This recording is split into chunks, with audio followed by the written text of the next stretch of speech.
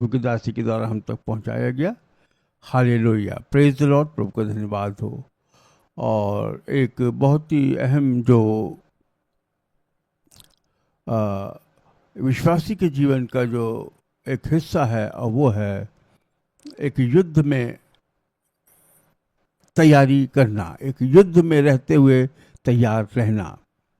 और उस युद्ध में किस प्रकार से हमको तैयार रहना है, उसको हम लोग इफिसियों 6 अध्याय में बहुत अच्छे से देखते हैं। तो इसमें कमर कसने के विषय में दिया है। और जैसा कि प्रभु दासी ने कमर कसने के बहुत से उदाहरण दिए, कमर कसने का जो बताया उन्हें अलग अलग फेटा है, वो एक अलग विषय है कि अलग अलग फेटे हैं। लेकिन हमको हमेशा याद रखना है कि हमको युद्ध में लड़ने के लिए अपने आप को तैयार करना है। प्रभु का धन्यवाद हो। तो प्रभु का धन्यवाद देते हैं इन वचनों के लिए जो हमने सीखे और जो समझे, और निश्चित उससे हम सब ने आशीष पाई है। और प्रभु की दासी को प्रभु बहुत आशीष दे, सारिका आपको इस सेविकाई के लिए, और अपने अभिषेक से भरे और अपनी महिमा के लिए उपयोग करे, और निरंतर प्रभु की सेवा में बनाए रखे। आपको, आपके परिवार को, आपकी सेविकाई को प्रभु आशीष दे। हालेलुया, प्रियो, प्रभु का धन्यवाद हो, प्रभु के नाम की महिमा हो। जितने भी लोग जूम पे हैं, यूट्यूब पे हैं, एक बार फिर से मैं आप सबका स्वागत करता हूँ। प्रभु का धन्यवाद हो। प्रियो, एक विश्वासी जीवन को हमेशा याद रखिए कि विश्वासी जीवन एक आराम का जीवन नहीं है। विश्वासी जीवन जो है वो एक युद्ध क्षेत्र में खड़े होने वाला जीवन है। विश्वासी जीवन में जैसे ही हम आते हैं और जैसे ही हम अपने आप को प्रभु के विश्वास में लाते हैं, प्रभु पे विश्वास करते हैं, उसे उद्धारकर्ता मानते हैं, उसे ग्रहण करते हैं, और जैसे ही अपने आप को उसके राज्य में शामिल कर देते हैं, वैसे ही हम एक युद्ध में शामिल हो जाते हैं। हम एक युद्ध में इसलिए शामिल हो जाते हैं क्योंकि हम एक झूठ के विरोध में हम खड़े हो जाते हैं। अर्थात जो संसार के सरदार का जो झूठा पूरा संसार बनाया गया है, जो झूठी चीज़ें बनाई गई हैं, जो झूठी जो सिद्धांत बनाए गए हैं, हम उनके विरोध में खड़े हो जाते हैं। चारों ओर हम संसार में झूठ देखते हैं, झूठी बातें देखते हैं, झूठी आराधना देखते हैं, झूठी इबादत देखते हैं। जो ईश्वर है नहीं उनकी इबादत देखते हैं, जिनकी कोई ताकत नहीं उनको महिमा देते हुए देखते हैं। सूर्य को परमेश्वर ने बनाया और सूर्य प्रकाश दे रहा है।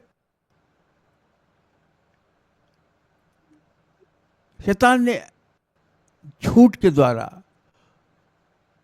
सूर्य को ही ईश्वर बना के रख दिया। प्रकृति को परमेश्वर ने बनाया है और शैतान ने प्रकृति को ही ईश्वर बना के रख दिया। वो झूठ का पिता है। उसने मनुष्य जाति के संपूर्ण अधिकार को, मनुष्य जाति की संपूर्ण महिमा को उसने झूठ के द्वारा ही ध्वस्त कर दिया और छीन लिया। अदन की वाटिका में उसने झूठ बोला और झूठ बोल के हवा को बहका दिया और आदम को भी बहका दिया गया। झूठ बोला। परमेश्वर के मुख से जो वचन निकले थे उन वचनों के खिलाफ उसने बातें करी। परमेश्वर के मुख के निकले वचनों को उसने झूठा बताया। तो शैतान सबसे पहले मनुष्य को परमेश्वर के वचन पर शक करने वाला बनाता है, परमेश्वर के प्रतिज्ञाओं पर शक करने वाला और उसको झूठा साबित करने वाला बनाता है। जैसे परमेश्वर का वचन कहता है कि प्रभु यीशु मसीह परमेश्वर का पुत्र है, लेकिन आज शैतान ने एक बड़े हिस्से को इस बात में झूठा ठहराया है, झूठी बात में उनको फंसाया है कि यीशु मसीह परमेश्वर का पुत्र नहीं है। इसलिए जब हम विश्वास में आते हैं, जब प्रभु के विश्वास में आते हैं, जब हम मसीह विश्वास में आते हैं, तो सबसे पहली ज़रूरत होती है कि हम सत्य से अपने आप को कस ले। सबसे पहला काम होता है सच्चाई को थाम ले। सबसे पहला काम होता है कि हम परमेश्वर के वचन को थाम लें, क्योंकि परमेश्वर का वचन ही सत्य है। यूहन्ना 17 अध्याय और उसके 17 पद में लिखा हुआ है, सत्य के द्वारा उन्हें पवित्र कर, तेरा वचन सत्य है। तेरा वचन सत्य है। जब हम इफिसियों 6 अध्याय में आत्मिक हथियार के विषय में जब हम पढ़ते हैं, तो जिस युद्ध में हम एक विश्वासी है, उस युद्ध में यदि हमको अपने आप को तैयार करना है, उस युद्ध के लिए अपने आप को तैयार करना है, तो प्रभु का वचन कहता है साफ साफ कि निदान प्रभु के प्रभाव में बलवंत बनो, अपने आप को तैयार करो, क्योंकि तुम्हारा युद्ध लोहू और मांस से नहीं परंतु अंधकार की शक्तियों से है। और उसके लिए सबसे प्रमुख बात है हमको जो तैयारी करनी है, लिखा है वचन सत्य है, यूहन्ना 17:17। अर्थात ये परमेश्वर का वचन जो है, यही इसी से हमको अपनी कमर को कसना है। इस परमेश्वर के वचन को थाम के रखना है। इस परमेश्वर के वचन पर अपनी आंखों को लगा के रखना है। परमेश्वर की प्रतिज्ञाओं को हर परिस्थिति में थामे रहना है। शैतान का सबसे बड़ा जो चाल होती है, युक्ति होती है, वो हमको झूठ के जाल में फंसाए,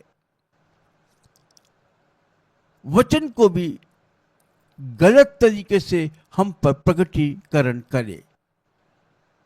जैसा कि उसने यीशु मसीह की परीक्षा लेते समय वचन को ही गलत तरीके से प्रभु से बातचीत करते हुए प्रयोग किया। इसलिए हमको पवित्र आत्मा की सहायता से वचन की सत्यता को सीखकर उसमें बने रहने की आवश्यकता है। तो सत्य से अपनी कमर को कसने का अर्थ है कि पवित्र आत्मा की सहायता से अपने आप को परमेश्वर के वचन में तैयार करना, वचन में मजबूती से अपने को बांध कर रखना। यदि हम भजन संहिता 119 उसका 160वां पद पढ़ते हैं, तो वहां भी पाते हैं हम, वहां लिखा है कि वचन सत्य है। वचन सत्य है। यीशु मसीह ने कहा, मार्ग, सत्य और जीवन मैं हूं। यीशु मसीह सत्य है। उसी प्रभु के लिए कहा गया, आदि में वचन था, वचन परमेश्वर था, वचन परमेश्वर के साथ था, और वही वचन देहधारी हुआ। अर्थात यीशु मसीह स्वयं वचन और उसका वचन सत्य। तो प्रियो, अपने आप को हमको एक मसीह विश्वासी जीवन में यदि जयवंत जीवन जीना है, जय का जीवन जीना है, तो अपने आप को परमेश्वर के वचन में मजबूत करना जरूरी है। परमेश्वर के वचन को सीखना, परमेश्वर के वचन को, जिसको बहुत अच्छे से नीति वचन में और उसके 4 अध्याय में हमको सिखाया गया है, जो हम बार बार याद करते हैं और हमको कई बार मुंह ज़बानी ये वचन याद रहते हैं, और जो बिल्कुल सही है, जिसमें लिखा है कि 4 उसके 20 पद से, हे मेरे पुत्र मेरे वचन ध्यान धर के सुन और अपना कान मेरी बातों पर लगा, इनको अपनी आंखों की ओट ना होने दे, वरन अपने मन में धारण कर।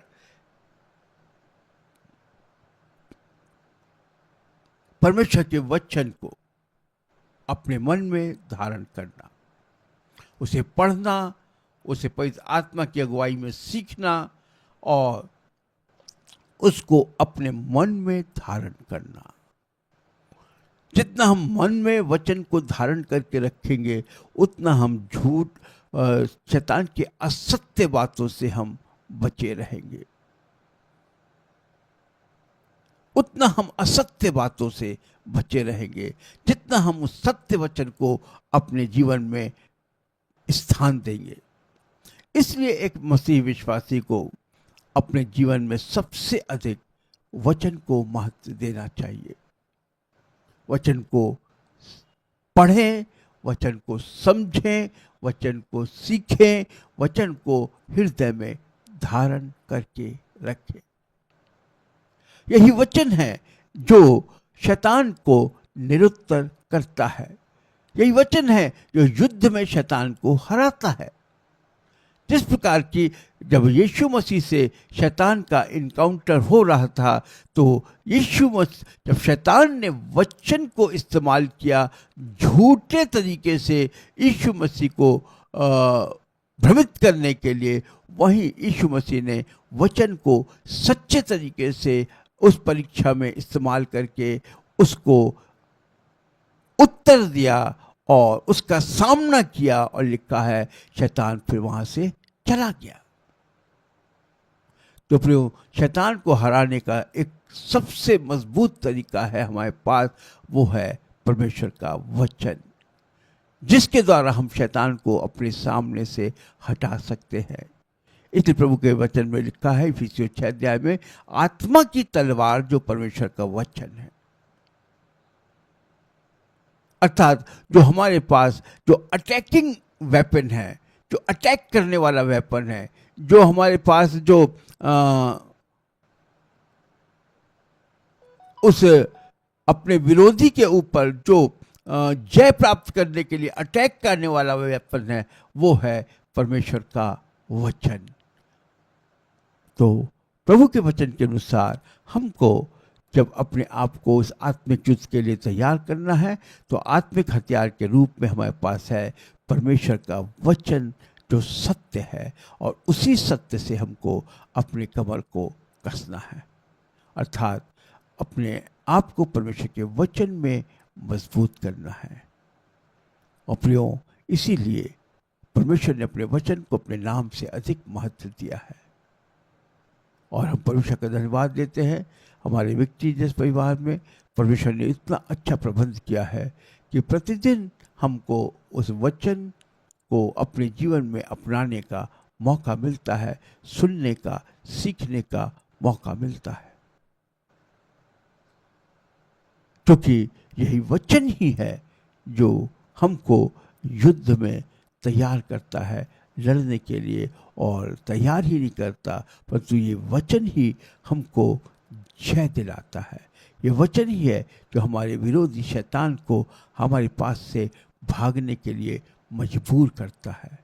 तो अपने आप को परमेश्वर के वचन में बहुत तैयार करें, खूब परमेश्वर का वचन पढ़ें, खूब परमेश्वर के वचन को अपने हृदय में समा लें, प्रतिज्ञाओं को परमेश्वर की कंठस्थ कर ले, याद कर ले, ताकि जब कभी भी शैतान हमको झूठी बातों में फंसाए, जब वो हमको झूठी बातें बताए, जब हमसे वो झूठ बोले, जब हमारे कामों को कहे ये काम नहीं हो सकता, हम परमेश्वर के वचन के अनुसार बोल सके ये काम हो सकता है। जब वो कहे तुम बीमारी से ठीक नहीं हो सकते, तब हम परमेश्वर के वचन के अनुसार बोलते सकते हैं उसके कोड़े खाने से हम चंगे हो गए हैं। जब वो हमको सिखाए कि तुम कभी भी अपनी समस्या से नहीं उबर पाओगे, तब हम परमेश्वर के वचन के अनुसार बोल सके कि वो मेरे लिए सब कुछ पूरा करेगा। तो इसलिए हमको अपने कमर को परमेश्वर के वचन से कसने की ज़रूरत है। अपने को युद्ध के मैदान में जब हम हैं, हमेशा हमारी कमर कसी रहे। यीशु मसीह ने कहा तुम्हारी कमरें कसी रहें, तुम्हारे दिए जलते रहें, जागते रहो, प्रार्थना करते रहो। प्रभु हम सबको आशीष दे और हम सबको, जब जितने हम विश्वासी हैं, हमको इस युद्ध में खड़े रहने और शैतान का सामना करने के लिए परमेश्वर के वचन से परमेश्वर खूब तैयार करे, जिससे हम शैतान की युक्तियों के सामने खड़े रह के उसका सामना कर सके। प्रभु हम सबको आशीष दे। आइए हम लोग प्रार्थना में जाएंगे और मैं